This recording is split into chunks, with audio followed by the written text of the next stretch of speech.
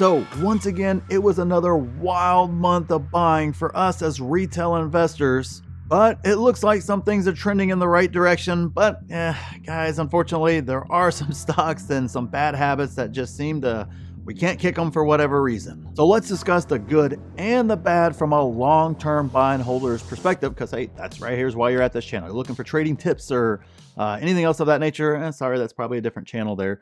But you want that long-term perspective, that's exactly what we're here for. So make sure you like the video if you like getting the truth without the hype, because that's what you're going to get today. I make some of you guys mad, kind of like it did last time, but that's okay. Bring it down in the comment section. We can have a reasonable discussion about it. Otherwise, for those of you guys just looking for hot stock tips, to the moon. That's what I got for you. I don't know. Some people still want that. I have no idea why. And if you want to learn how to value a company so that way you can look at this list and be able to analyze it much deeper and analyze these stocks, and you want to work directly with me, check out the pinned comment down there for a membership for my group. We'll talk more about it at the end there. But the earnings flash sale ends this weekend, so make sure you get your spots before that ends. All right, so like I say every single time, guys, these are not my stock picks. This is not Luke's list. This is simply the list that we bought as retail investors en masse over the past month. That's it. These are not my top 10 stocks to buy. I'll have a list coming out here a little bit later at the stocks that I'm looking to buy right now. But don't get mad at me if a stock's on this list and you think I'm crazy for saying that. Well, it's not my list, guys. Or same thing, if there's not a stock on here, you guys think, hey, why isn't that stock on there? It probably would be on there for me. But unfortunately for us total as a retail crowd, we didn't get into Palantir until after it had started its massive run. Then it started showing up on this list, unfortunately. But it wasn't showing up whenever it was $6, $7, $8. When you guys right here on this channel, we were buying it up like crazy. But I don't know. We didn't want any part of it then. Obviously, it goes on its hype run. We want a part of it now. And you'll kind of see that theme throughout here. But there are some excellent, excellent buys as well. So it's not like we're doing all bad out there. And we're probably absolutely beating those Wall Street, knuckleheads or whatever the case is. But hey, we're here for it. Let's get into the stocks. And let's just get the trash right out of the way right up front here. Stock number 10 is GameStop. I know there's still some folks out there hanging on to the dream that it's just going to squeeze to the moon and somehow it's a great business. I don't know, despite revenue declining and having to shut down several hundred stores, somehow that's a sign of a good, strong business. I don't know. These were some of the comments that I saw. I mean, you can just simply look through the financials and understand and see where they're going. You can see exactly how they actually cleaned up their balance sheet. And it wasn't the way they weren't cleaning it up with profits, guys. They weren't cleaning up with this booming business. It's not how they did it. So a lot of those arguments that you hear for anybody who just understands financials on a basic level, you can see exactly what's going on there. Sorry, I don't know why we want to own this. I mean, its valuation is higher than Amazon and Google combined. I mean, come on, really? I think you might even be able to throw Meta on top of there too, and it'd be close. Like, it doesn't make any sense whatsoever. So sorry, there's just nothing there. I'd much rather own Amazon or Google, or there's probably a massive list of incredible companies who are going to grow well into the future further than this. That are trading at cheaper valuations right now. So again, at least it's moved up. It's 10. Maybe we can get it finally up out of the top 10, kind of like we did AMC there. So that way, hopefully that's kind of passed and we're focusing our top 10 on much higher quality stocks. Like the next one, which is Meta. Again, you talk about a night and day business. I don't know. I want one that prints billions of dollars every single quarter. That's what I want to see. And it's still cheap based upon a valuation that I don't know what. I mean, somehow all this tariff noise is going to affect Meta's business a whole ton. It's just not. Obviously, there will be some trickle-down effect. We've talked about that before with marketing and everything else of that nature. But it's not going to be this massive hit in terms of valuation cheapness that we're getting right now, like kind of is priced into the stock. That's kind of why I think it's run big here over the past couple of weeks. I understand the whole market has as well, but it definitely should be one of the leaders. Definitely a stock I want to own. So great job there keeping it in the top 10. Obviously, I like to see it move up a little bit more, especially over some of the ones that are ahead of it, because I don't know, still a mystery to me on some of those guys. So stock number 8 is Palantir. So as you know, Palantir is a stock we've been on this channel for about 3 years now. Great stock, great company, obviously an incredible run, overvalued. But if you're simply DCAing, that doesn't matter. You just simply continue your DCA on a great stock. Obviously, there's nothing I can say negative about the stock outside of that valuation being high, regardless of what the earnings were. That's the reality of the situation with this particular stock. But I can't say it's not a great company, one that I've loved for a long time there. And obviously it's paid off buying it over time. And so it's good to see it on this list, especially if people are just simply keeping it simple and doing what we talk about a lot here is simply DCAing. Man, that's definitely music to my ears on a great company. So stock number 7 is Disney. Okay, we're back to this, pick again to where it just continues to stay in that top 10. I don't know why. I'm not sure what our play there is retail. Obviously it's cheap. But they also have business problems as well. which of course is a problem. You don't want to simply buy a stock based upon a turnaround narrative all the time there.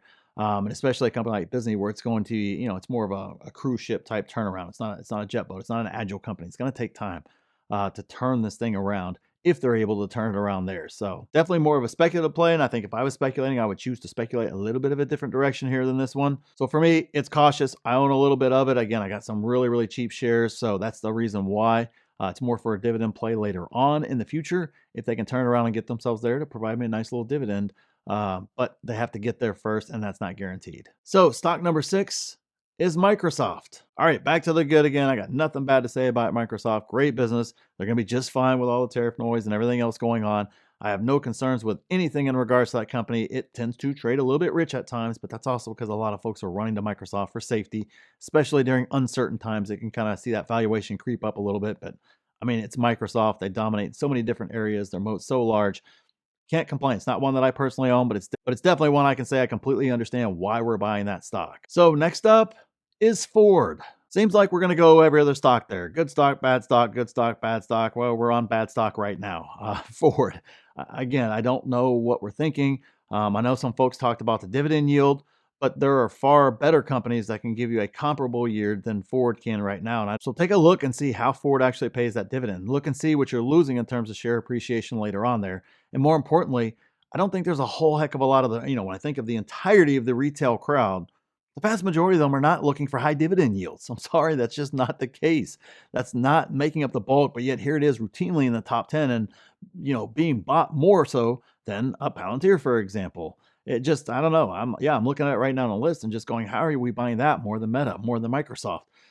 Geez, there just can't be that many, retail dividend investors out there. Not saying there's not some, but that's definitely a smaller segment as opposed to a company like Meta, where that would be an exposure in a stock that a lot more folks would want to own overall in their overall portfolio and strategy. So don't really know what else is going on there. Maybe somebody can comment down below and kind of help me out there with the Ford. At some point in time, I remember somebody saying there's a crazy trade on with Ford.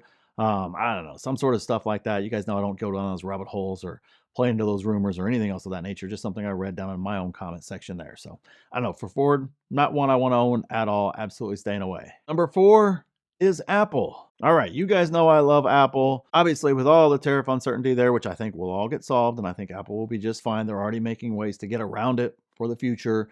We'll see exactly how that goes. Obviously, earnings weren't terrible like a lot of folks were predicting or anything else of that nature. Continues to be a solid business. I understand exactly why I went on this as retail, and it's definitely been the safety stock over the past 3 years where the market has gone, especially the large institutional investors, for that safety during that time. So for me, definitely one. I hold it. Going to continue to own it. And I absolutely understand why we're buying that stock. And actually there for a little while, we were actually able to get, some pretty reasonable price shares there. It seems like it's been trading high for a really long time. Finally came down a little bit, but of course it's enjoyed the run the past couple of weeks like everybody has. So we'll see exactly where this falls out. So stock number 3 is Amazon. Another one. I can't figure out why Wall Street's beating it down so much, why they didn't like the earnings as much as they should have, and why they liked other earnings better. I don't know. Trying to make sense of a lot of this sort of stuff doesn't make sense, and I'm not here to try to figure it out. I'm just here simply to try to buy the best assets at the best prices, and that's exactly what we're getting at Amazon. So it's great to see that we're on that list there, and we are buying it in bulk.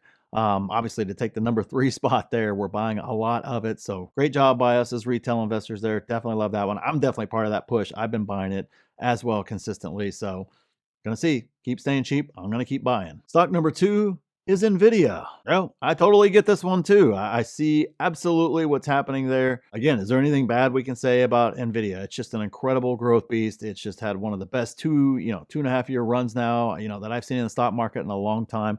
Not the greatest ever. Everybody calm down there. But especially among this mega cap status, man, it's just hard to say they haven't performed and not performed a little, not performed good, but performed incredible during that time frame. They absolutely have. I see why we want a piece of this stock because it's still not trading crazy rich either. That's the weird part. That shows you how good their numbers are.